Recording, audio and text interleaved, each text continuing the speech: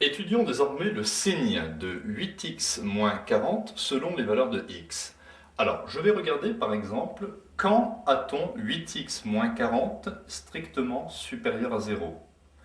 Puis, quand a-t-on 8x moins 40 strictement inférieur à 0? Et quand a-t-on 8x moins 40 est égal à 0? Alors ici, je transpose moins 40, j'obtiens 8x strictement supérieur à 40. Je divise par 8. X strictement supérieur à 40 divisé par 8, c'est-à-dire x strictement supérieur à 5. Donc 8x moins 40 sera strictement supérieur à 0 lorsque x sera strictement supérieur à 5.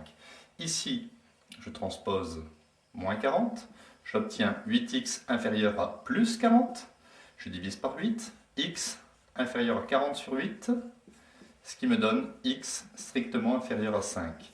Donc 8x moins 40 sera strictement négatif lorsque l'on choisira une valeur de x strictement inférieure à 5. Et pour finir, ici 8x moins 40 égale à 0, ce qui fait 8x est égal à 40, x est égal à 40 sur 8, x est égal à 5.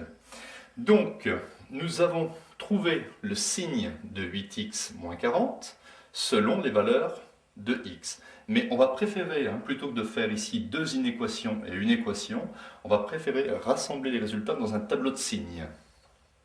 Donc voici notre méthode. On considère un tableau ici avec x qui peut varier de moins l'infini jusqu'à plus l'infini. J'ai mis ici l'expression 8x moins 40. Sur le côté, je résous ici une petite équation. 8x moins 40 est égal à 0. On l'a fait tout à l'heure, 8x est égal à 40, x est égal à 40 divisé par 8, ça fait 5. Donc 8x moins 40 va faire 0, ici je mets un trait, lorsque x est égal à 5. Ou bien, si je remplace x par 5 dans 8x moins 40, le résultat de 8x moins 40 fait 0. Et nous avons ici un petit moyen mémotechnique pour placer les signes, le signe de cette expression. On va regarder ici le coefficient de x. Ici, le coefficient de x, c'est plus 8. Donc, étant donné que le coefficient est positif, on va placer des plus ici dans cette zone. À droite du 0, on placera un plus. Et, donc, par déduction, dans l'intervalle moins l'infini 5, 8x moins 40 sera négatif. Par exemple, si vous prenez x est égal à 9, je suis sûr que 8x moins 40 sera positif. Exemple, si je prends x égale à 9, 8 fois 9, 72. 72 moins 40 me donne 32. Effectivement, 32, c'est bien positif.